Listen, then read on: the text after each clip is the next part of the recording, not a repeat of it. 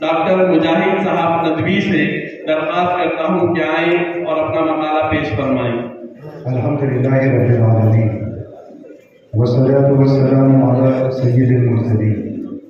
محمد وعلی آلہ وصحبہ اجمعین اما بعد۔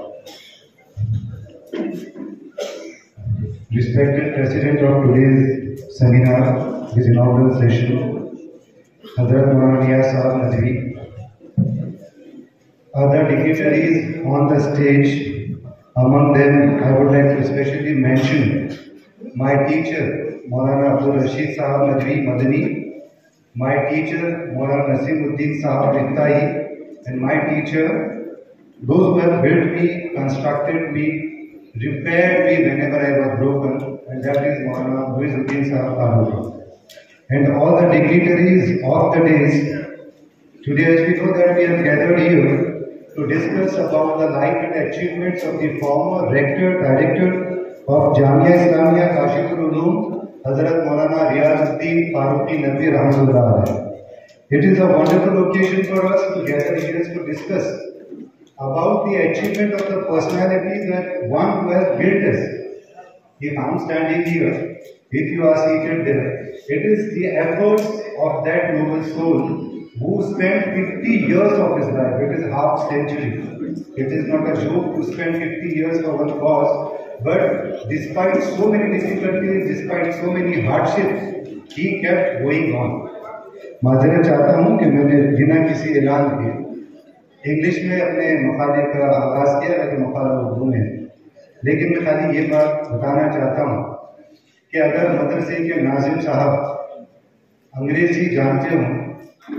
انگریزی بیک گراؤنڈ سے آئے ہوں اور قربانی دے کے آئے ہوں کہ 1965 میں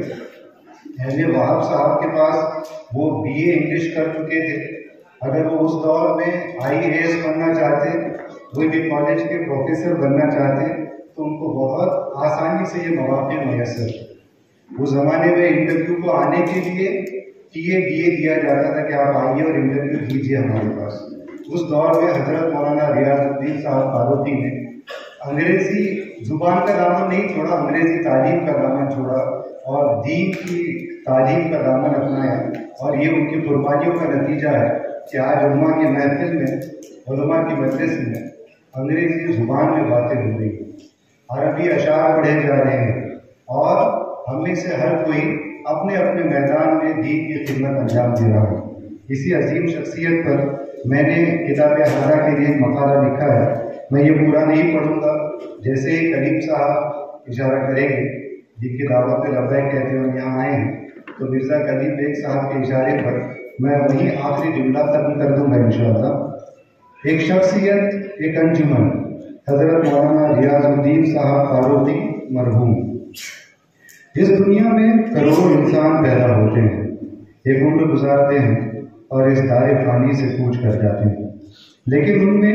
چند ہی ایسے ہوتے ہیں جو وقت کی ریت پر ایسے انمٹ نقوش چھوڑ جاتے ہیں کہ ان کے جانے کے بعد بھی ان کا ذکر خیر اس دنیا میں زندہ رہتا ہے، اور دنیا والے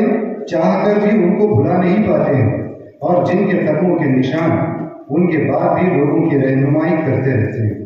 جن کی قربانیاں دنیا والوں کو عزم و وفا کا درس دیتی رہتی ہیں۔ اور ایسی ہی ایک شخصیت کے مالک تھے ہمارے استاذ جامعہ اسلامیہ کاشف العلوم اورنگ آباد کے سابق ناظم حضرت مولانا ریاض الدین فاروقی صاحب مرحوم۔ سر پر سیاہ مخملی کھڑی شکل والی ٹوپی، جو کلاس میں بلیک بورڈ کے کثرت سے استعمال کی وجہ سے اکثر چاک پیس سے اڑنے والی دھول میں ہٹ جاتی تھی، چار کونی چشمہ جس میں عمر کے ساتھ ساتھ بیچ میں ایک گول شکل کی الگ کانچ ابھر آئی تھی، دو ایسی نگاہیں جن میں امت کے لیے درد تھا، تڑپ تھی اور ایک کسک تھی جو کسی لمحے رکنے کا نام نہ لیتی تھی، داڑھی سلیقے سے جمی ہوئی، سر کے بالوں سے قریب قریب تیل رشتہ ہوا محسوس ہوتا تھا، عمر کے اخیر میں راشے سے بسا اوقات برستے ہوئے ہاتھ، لیکن انہی ہاتھوں کو دیکھ کے تو یاد آ جاتا کہ جیسے کسی شاعر نے کہا تھا، میرے ہاتھوں کی لکیروں کے اضافے ہیں گواہ، میری ہاتھوں کی لکیروں کے اضافے ہیں گواہ، میں نے پتھر کی طرح خود کو تراشا ہے۔ किसी भी रोब से खाली नजर आने वाली, लेकिन जब कुछ बोलते तो जमाना सुनता था। मिलने का अंदाज बगलगीर, बात करने का अंदाज दिलगीर और फिक्र आलमगीर। ये थे मौलाना मरहूम हजरत रियाजुद्दीन फारूकी साहब, जिन्होंने हजरत मौलाना सईद खान साहब के जरिए कायम करदा एक पौधे जामिया इस्लामिया काशिफुल उलूम को एक ऐसे तनावर दरख्त में तब्दील कर दिया कि हजरत मौलाना अली नकवी रहमतुल्लाह अलैह ने हिंदुस्तानी मुसलमान में एक स्पेशल पैराग्राफ लिखकर उसका तज़किरा किया। इस मदरसे ने मराठवाड़ा भर की झोली उलमा व हुफ़ाज़ से भर दी। आज अगर इस मज़मून में एक मुसन्निफ़ ये चंद अल्फाज तहरीर कर रहा है तो ये यकीनन इसमें भी हजरत मौलाना रियाजुद्दीन साहब की काविशों को ही अमल बतर है कि उनके इदारे से फारिग होने वाले तलबा ने हर मैदान में दीन की खिदमत अंजाम देने की कामयाब कोशिशें की। हजरत मौलाना रियाजुद्दीन साहब फारूकी एक शख्सियत नहीं थे, वो एक तंजीम थे, एक इदारा थे, एक अकादमी थे,